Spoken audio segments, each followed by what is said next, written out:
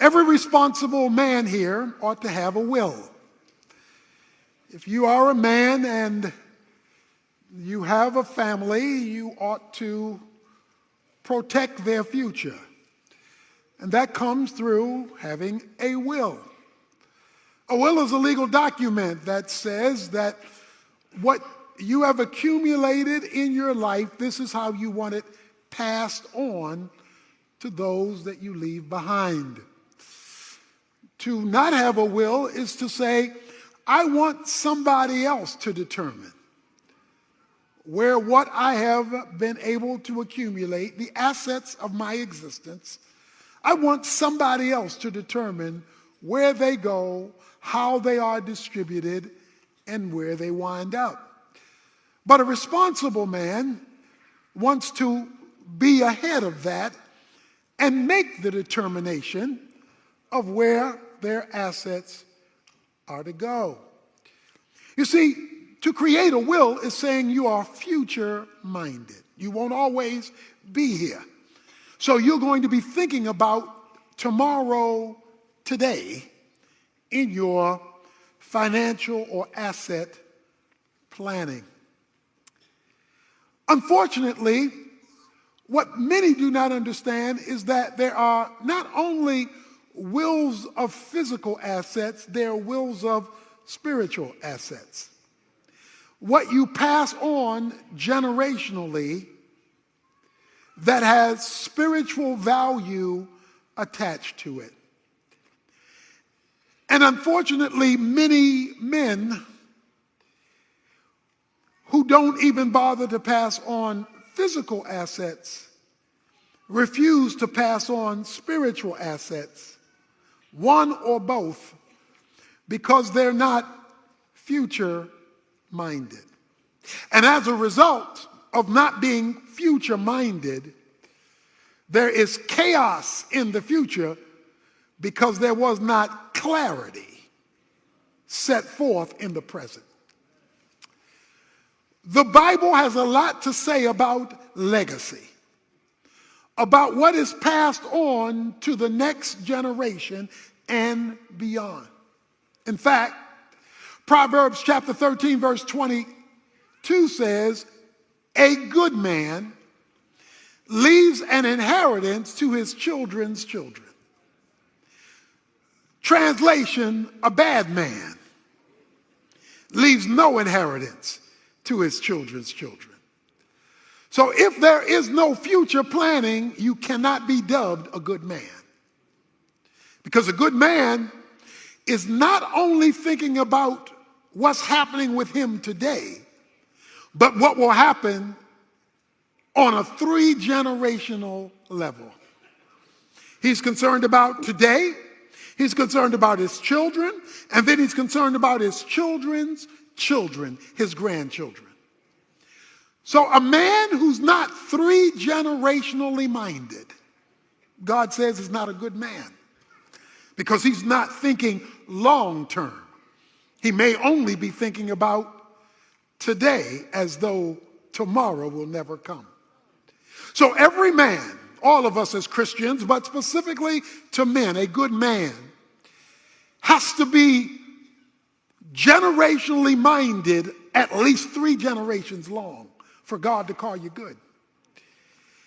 In Judges chapter 2, verse 10, it says that there grew up a generation who did not know Joseph, who did not know his God. And as a result, chaos ensued. And when you read the book of Judges, you have a culture in perpetual chaos because there was a transfer of the spiritual baton that did not occur. In fact, the book of Judges says, and every man did that which was right in his own eyes, because there was no king in those days.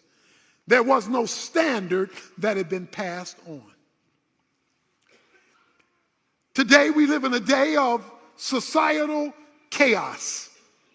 And that chaos can be rooted back to men who refuse to build a spiritual legacy. Men who refuse to man up to God's requirement for biblical manhood.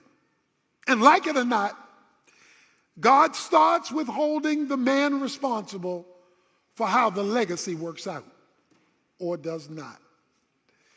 God says, I am the God of Abraham, Isaac, and Jacob. He never says, I am the God of Sarah, Rebecca, and Rachel. It's not because he's against the women. It's just that the man was responsible. The whole condemnation of the human race is tied to a man. The Bible says, in Adam, all die. Doesn't say in Adam and Eve. Only in Adam, the man, all die. That is because the man was held responsible. So like it or not, want it or not, that's just the way it is. And so we're introduced in this passage of Scripture to a man named Asher. Asher. Let me tell you a little bit about Asher. Verse 30 says, Asher had 4 sons and 1 daughter. Asher was the father of 5 children.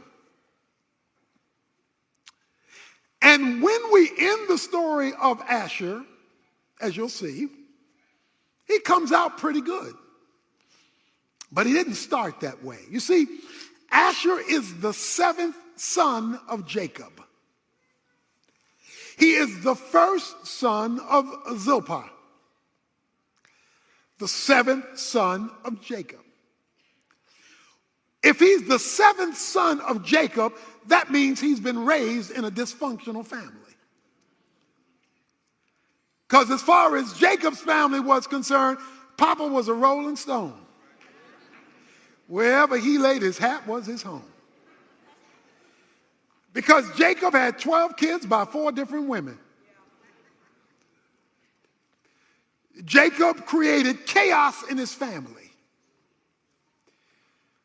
Asher, the 7th son of Jacob, participated with his brothers in putting Joseph into the pit. So he was part of the conniving group of siblings that wanted to ruin their brother's life. His daddy, Jacob, was known as the trickster or deceiver. He knew how to game. And so he played games all of his life, and that rolled over to his children. So Jacob, the patriarch, created havoc in his family due to his deception. It rubbed off on his boys. His boys destroyed or tried to destroy one of their brothers. He wasn't raised in a good, healthy home environment.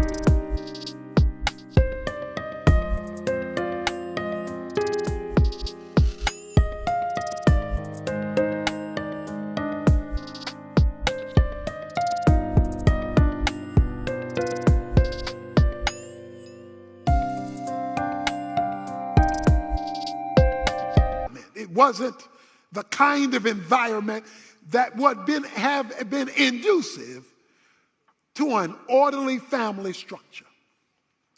There are men here, and since he had a daughter, there are women here who have been raised in dysfunctional families.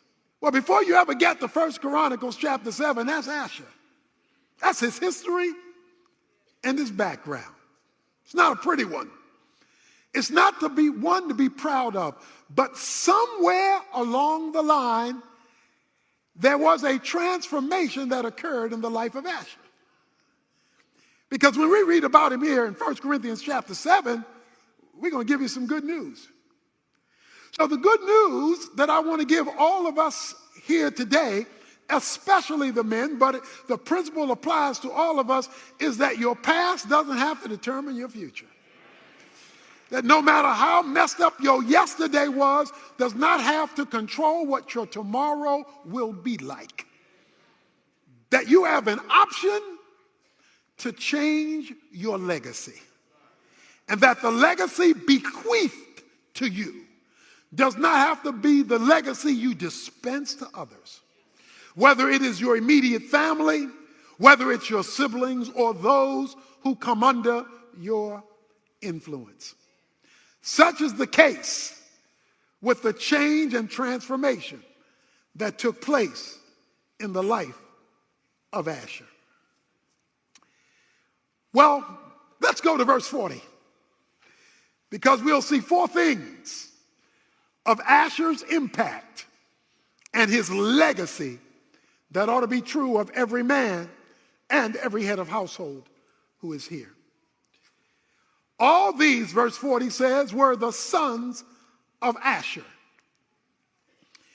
heads of the fathers' houses. Heads of the fathers' houses. His four boys became heads of houses. They became leaders in their family. Head of a house is a leader of a home. Whatever Asher did when he got right, so influenced his four boys that they were able to take up responsible reins in their own families.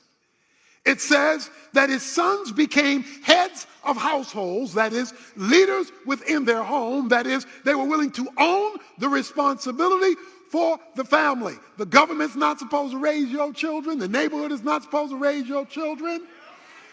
The father in the Bible raises the children, Ephesians 6:4. Fathers raise your children. The man has to own it. He raised his sons to be leaders, to be responsible. As one woman said to her husband, if you're not going to wear the pants, then go to my closet and pick out a pair of mine. That is to own the biblical, responsible role of headship. You say, I haven't seen it. I don't know what it looks like. Then like anything you need to know about, you learn it. But what you don't do is ignore it. Because every man has been called, if he has a family, to operate as head, the responsible person in it. Now, that does not mean you're the most gifted. Your wife may have greater leadership skills than you. She may have better organizational skills than you. But that has nothing to do with headship. Headship is not the most skilled person. It's where the buck stops. It's the responsible person. So God has given you the office. While you hold the office, you learn the gifts of those for whom you're responsible, and you maximize those gifts so that your office looks good. Headship is responsibility. Headship also involves direction. It involves direction. Whether it's a president or the head of a company or the head of a church or whatever, headship means you are casting a direction so that people know which way we're going. If you're lost and you got folk following you, they're going to be loster. Since they don't know where you're going, they're either going to follow you nowhere or decide they don't want to go nowhere. They'd rather go somewhere, so they create their own vision. To be a head means that I want to be in close proximity with God so that God can speak to me by his Holy Spirit and give me direction so that those following me will have a place to go. So if God can't give the man clarity, then those following him, Joshua says in Joshua 24:15, as for me and my house, we will serve the Lord. I'm going to set the spiritual, which is the most important, the foundational, the biblical direction. And what that means is that you're not following the crowd. So you're picking up your cues from him. So Asher recovered in some way, and he raised his sons to be heads of households with fire and vision. If you're going to be the head, you just can't see the acorn. You got to look at the oak. You got to see bigger than what is, yeah? Things are not looking good, but me and God got to get together, and we got to find out how he wants us to fix this, correct this, straighten this, reorient this. Why? Because you just said you the man. You say you the man. Well, if you the man, you got to man up in a responsible biblical way. The second thing we find out about Asher's sons is he calls them choice men. Choice men. That means cream of the crop. Choice men. They weren't run-of-the-mill guys. Somehow in his turnaround, he said, my boys are not going to be like everybody else's sons. My boys are not going to just run with the crowd. I'm going to raise up some excellent, choice, cream of the crop boys with one daughter. I'm going to raise them up to be the men that God has created them to be. I'm not going to let them settle. I'm not going to let the boys settle. They're not going to be just like everybody else. They're not going to come in here talking about what my friends say if their friends are wrong. I'm not going to let them hang out with anybody because they're going to be excellent, which means I'm going to give them a standard to shoot for. I ain't going to let social media, I'm not going to let Twitter, I'm not going to let Instagram, I'm not going to let Facebook set my kids' standard. I'm going to raise some choice boys up in here, up in here. There's going to be a divine standard that I give them, that I want to model before them, that I want to teach them, that I want to expose them to. He says his boys became choice boys. High character, high integrity, high standards. The third thing it says about Asher's sons, he speaks in particularly of, he says they were mighty men in verse 40. Mighty men. They were raised to be warriors. Mighty men. Not mediocre men. These are some mighty dudes. They were raised to be warriors. See, you have to understand, we're in spiritual warfare here. We're in a war. You now have to fight for your kids. Well, right now, you and I live in a post-Christian era. It's called postmodernism, where the absolute standards of right and wrong no longer apply. So people are making up their own rules as they go along of what's right and wrong. So you better not just send them out to play with anybody. You do have to watch what they're being taught in school. And so he raised warriors. You've got to go to war. You've got to fight. He says he raised warriors, men who would fight, who would battle for his kids, his family, and who would be willing to take the hit. Fight for your kids. Fight for the future. Wage spiritual warfare. You take them before the throne of grace. You take them, you have devotions with them. You pray over them. Go to war. Because the devil is going to war for them. He says he raised his sons to be warriors. To fight for that which was right. And then he says, fourthly, he raised them to be mentors, because he says, heads of the princesses. He raised them to be mentors. You see, a prince is a king in waiting. He says they were heads of princesses. They were raising future kings. He says they were mentored. They were raised as princesses, that is, positioned for future kingship. And so the question is, what level of mentoring are we giving our kids? And remember, to the third generation, our grandkids. Many a young man has been spiritually castrated because he's not been given a sense of his royal standing in the family, and most importantly, with the Lord.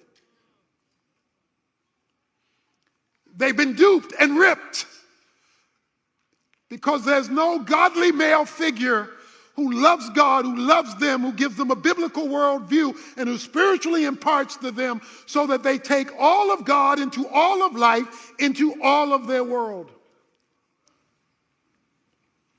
But the good news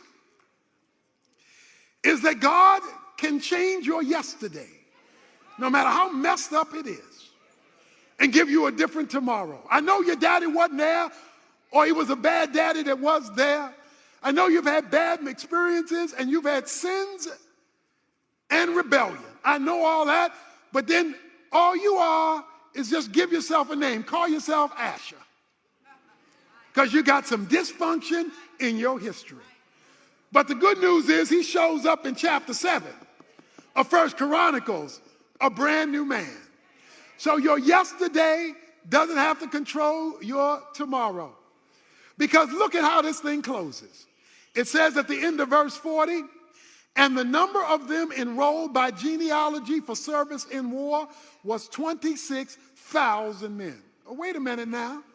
We started off with one man, 4 sons, and 1 daughter.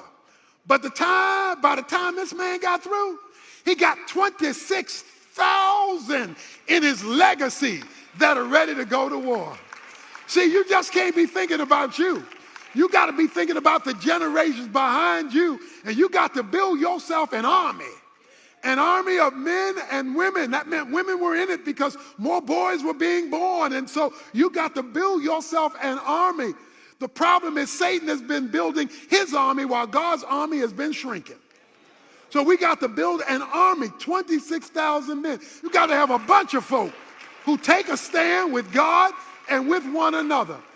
So what God is looking for are men who want to recover, men who want to get back the dignity that God created you with, who want to fulfill the role that God has given you. In Super Bowl 43, when Santonio Holmes caught the pass that won the Super Bowl, don't forget, 1 minute earlier, he had dropped the ball. Ben Roethlisberger threw him the ball and he dropped it.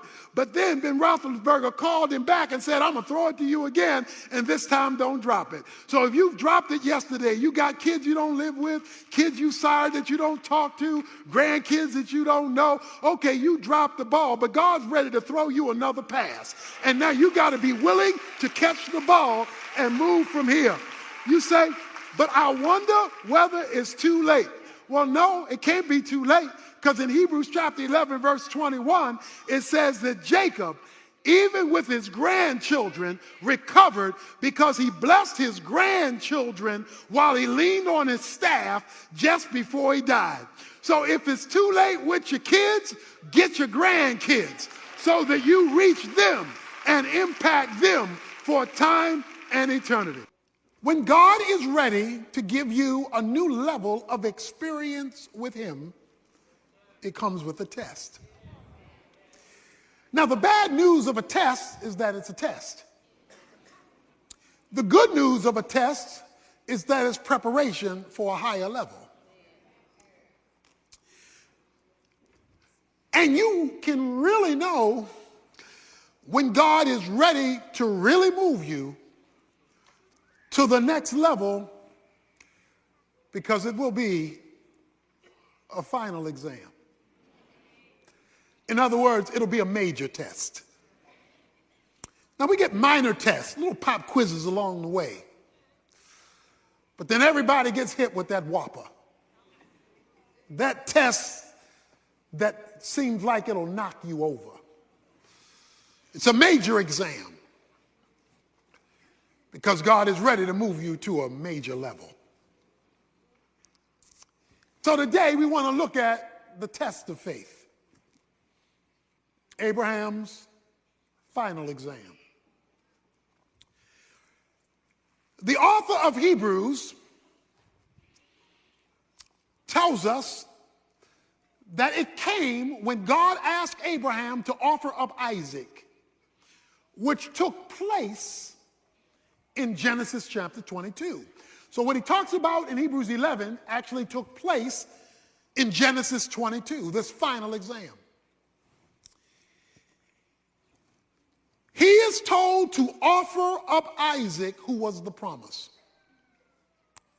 So here's when you know it's a major test, because you're getting ready to have a major promotion to a whole nother level. You know it's a major test when it calls for something significant in your life and at the very same time makes absolutely no sense at all. In Genesis chapter 22, where the story is unfolded for us in that chapter in detail, God tells Abraham these words. He says to Abraham in Genesis chapter 22, now it came about, verse 1, after these things that God tested Abraham and said to him, Abraham, and he said, here I am. And he said, take now your son, your only son, whom you love, Isaac, and go to the land of Moriah and offer him there as a burnt offering on the mountain of which I will tell you. That made no sense. How do you worship God when God is doing a number on you? How do you worship God when he has disappointed you? How do you worship God and go to the altar when you believe he has failed you? God, how do I go to church today? It says, I don't feel like worshiping today. Not in light of what you're asking of me, demanding of me, instructing me, calling me to do. Because what you are asking is too deep. But it says Abraham got up. There's another thing you need to observe. It says, get up and go to the mountain, to the place I will show you. He had to obey without all the details. I will only give you more details when I see you moving. See, one of the reasons that we do not see more details from God is he can't get us to move from where we are. Faith is measured by movement. If there is no movement, there is no faith, no matter how faith-ish you feel. So it says Abraham got up. And now the plot thickens. When he gets up,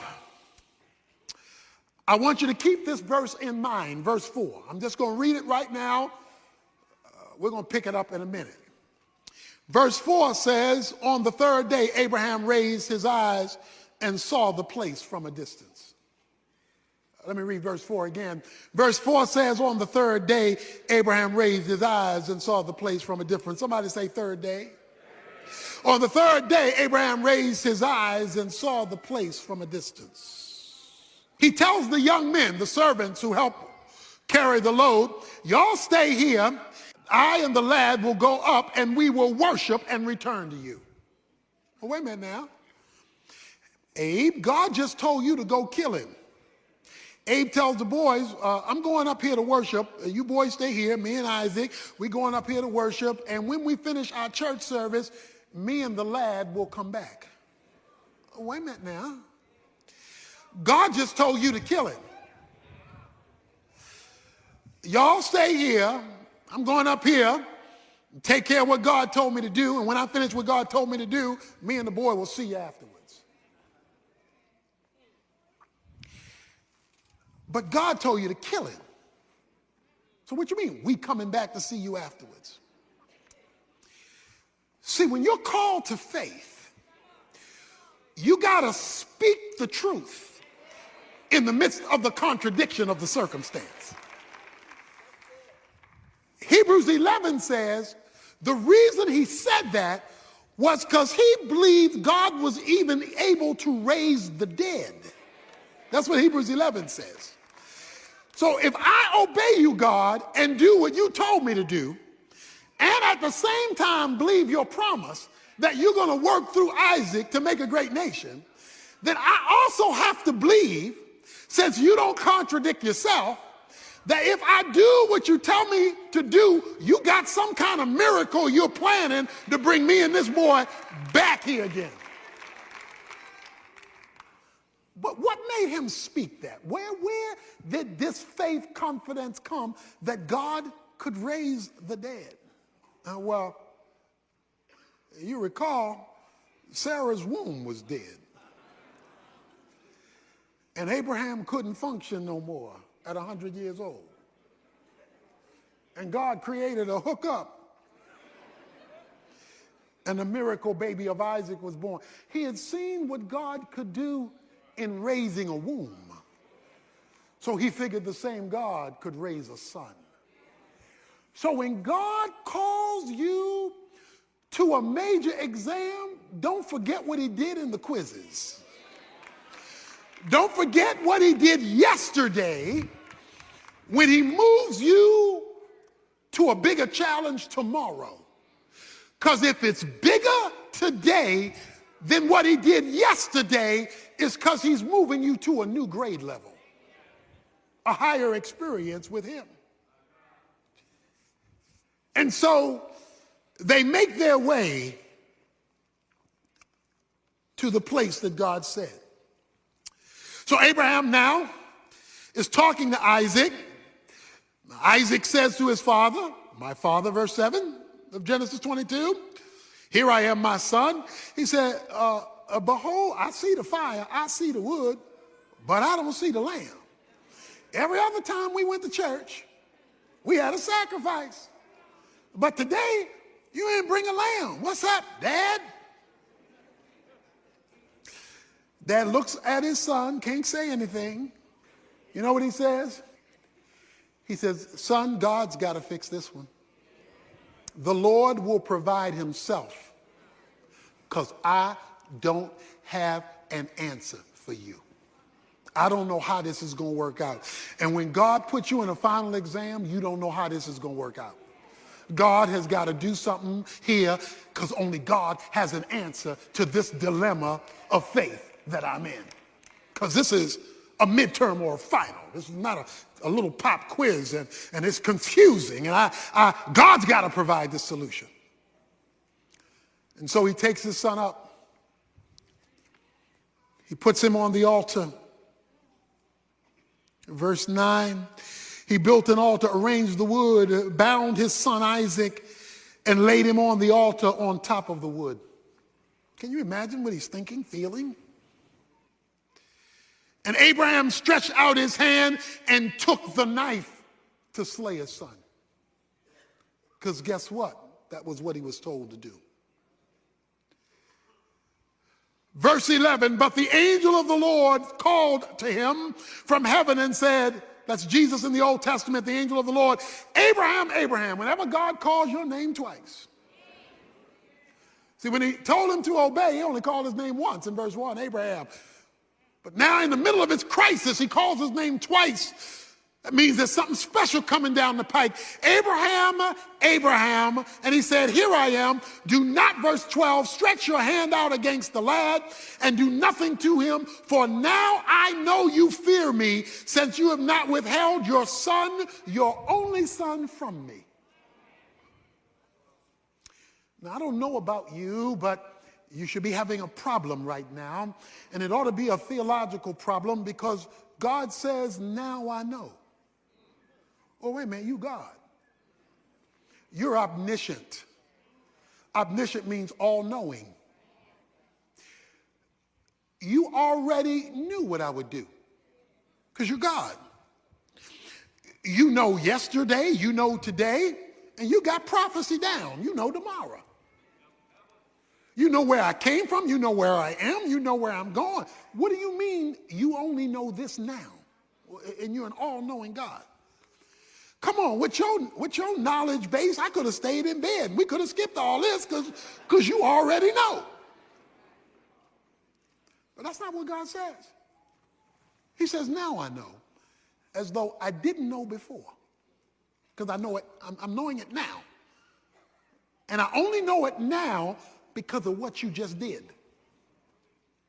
So how do we theologically bring together the concept of an all-knowing God and a not knowing something till now? How does that work?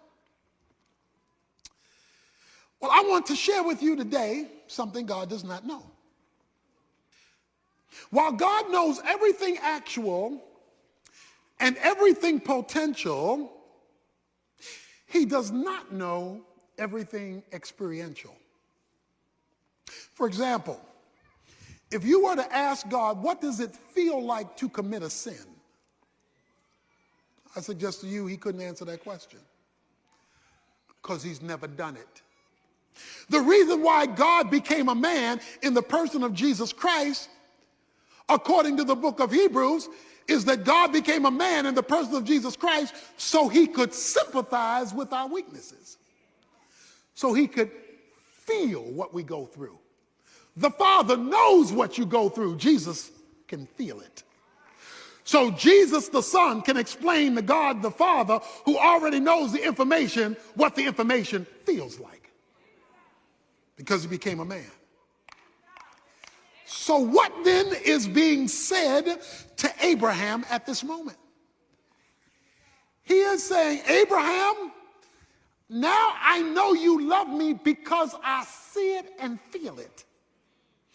In other words, you have now given me the experience of your love, not merely the verbalization of it. Sacrifice your son, the son whom you love, your only begotten son. Do you love me more than him? That's a final exam. When God calls forth a faith act of love so he can feel it. Now I know. Oh yeah, informationally, yes. Intellectually, yeah. But today I feel your love. And I feel it because of your choice of me over the thing you love most in life. What is your Isaac? That thing that God can't have because you're too attached to it. And God says, bring it here. We're talking about the test of faith, and we're not talking about a pop quiz now. We're talking about a final exam. Now I know.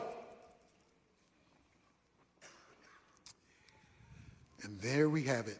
Watch this. Then Abraham raised his eyes and looked, verse 13, and behold, behind him a ram caught in the thicket by his horns. And Abraham went and took the ram and offered it up for a burnt offering in place of his son. And Abraham called the name of the place Jehovah Jireh. The Lord will provide, as it is said to this day, in the mount of the Lord it will be provided. That's one of the great names of God in Scripture, Jehovah Jireh. Let me talk to you about the word Jireh, provide. The Hebrew word Jireh means to see beforehand. That's a literal translation of Jireh, to see beforehand. What you get to see in his provision, you get to see it because of what he's already seen in his prevision. So he precedes what you're going to be provided. What you're provided over here when he comes through, he's already seen over here before you get to it. So while Abraham is coming up one side of the mountain, a ram is coming up another side of the mountain. God precedes before he provides. But what he provides, he's already preceded. So you're going to be the surprise one, not him, because when you're shocked by what he provides, it's only going to come because of what he's preceded. This is the quietest rams in the history of rams caught in a thicket. When a ram is caught in a thicket, it's moving and jerking to get out of being caught. This is the quietest ram in history. The ram is in the vicinity of the sacrifice because it says he looks up and saw the ram. So God keeps the provision quiet, even though he has already made prevision in advance, because he's seen beforehand what he's going to do that you don't see yet. The question, when you face this trial, is how can I move from God's prevision and get a hold of my provision? Until he completed his obedience, prevision didn't become provision. Whatever God is going to do in your life and circumstance, he has already preceded, but you won't see it provided until you have completed what he's asked you to do. Most Christians are part-time saints. They'll do a little something, something and wonder why God hadn't come through yet. But the question is, have you finished what he's asked you to do? So if you take 50 years to finish it, it may take 50 years for you to see his provision. If you delay obedience, you delay prevision becoming provision. And in James 2, when it talks about faith, it says, by faith, Abraham was justified by works when he offered up Isaac, and he was called a friend of God because he was willing to believe God against the backdrop of the ridiculous.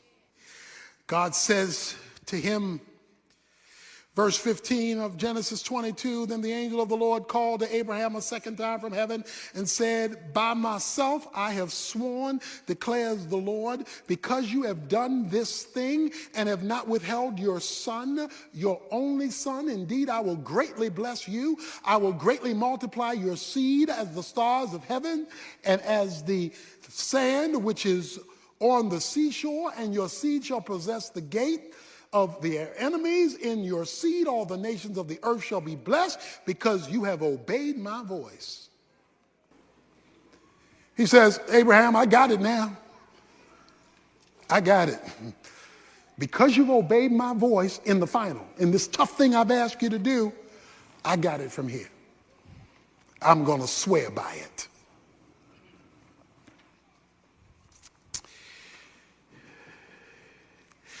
The good news here is that Abraham has had failures in his past. He's blown it a few times over these 25 plus years. God just gave him retesting. Some of us are here today and we've been retesting. God says, I'll wait till you pass. Because I want to give you an experience with me. You want the provision. I want the experience. Give me.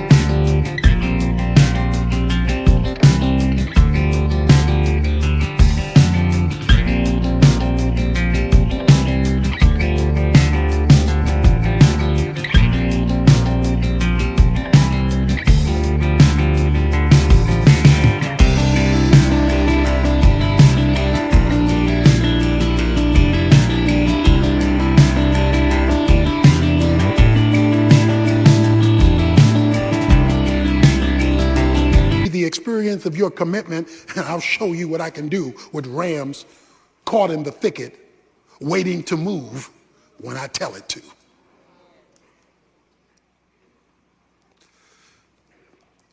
But that raises a question. On this journey of faith, you're struggling, you're walking with your Isaac, you're holding Isaac's hand. You're holding that situation by the hand, and God is telling you to kill it even though you love it. And you're walking. How do you make it? How do I make it? Because I don't know when God's going to do it. I don't know how God's going to do it. I don't know how am I going to make it? Remember verse 4? It says on the third day, Abraham looked up and he saw the place. In St. John chapter 8, Jesus is talking to the Pharisees. And Jesus is telling them who he is. And Jesus is talking about the fact that he is the Son of God. And the Pharisees are looking at him like he's crazy and saying, you aren't even 50 years old, they say. You aren't even 50 years old. And you talking about Abraham like you know him. You're not even 50 years old. What are you talking about Abraham? And Jesus said, before Abraham was, I am. That's the Old Testament name for God. Moses said, who shall I tell you sent me? He said, you tell him I am sent you. That's the name for Yahweh. So Jesus says, before Abraham was, I was God. Okay? In fact, Jesus goes on to say, in the last few verses of John chapter 8, he says, watch this, Abraham saw my day and was glad. Genesis 22, verse 4. Abraham is on his way to Mount Moriah, and he looks in the distance, and he sees something. Jesus in the New Testament tells us what Abraham in the Old Testament saw. Jesus said, Abraham saw my day. What day did Abraham see? Let me tell you a little secret. Mount Moriah is located a few hundred yards from Mount Calvary. There are just a few hundred yards that separate Mount Moriah from the hill of Golgotha. Jesus said, Abraham saw my day, and he smiled. So Abraham is walking to kill his son, looks up and goes, yeah,